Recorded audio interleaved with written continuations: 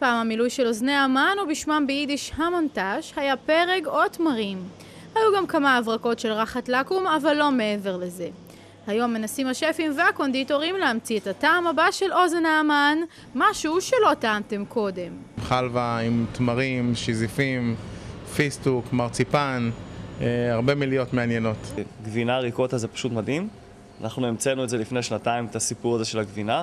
יש לך מילוי פיסטוק, מילוי קרם בורלה, מילוי שוקולד. יש לנו לקוח ספציפי, אני יכול להגיד שחולה על אוזני המן עם גבינה וצימוקים, אנחנו עושים במיוחד.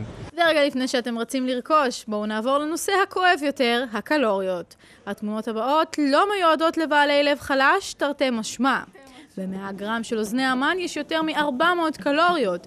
מכינים אותם עם המון חמאה, סוכר ועוד דברים ממש טעימים, אבל גם ממש משמינים.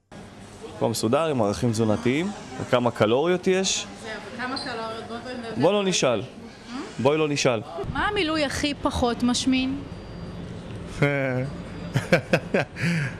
בוא נגיד שהכי פחות משמין.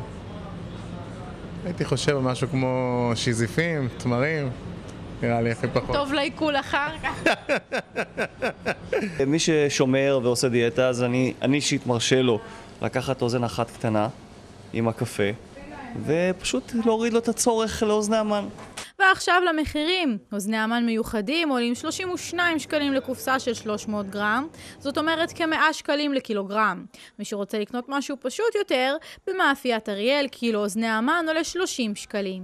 אבל כבר אמרנו שעל טעם וריח אין להתווכח.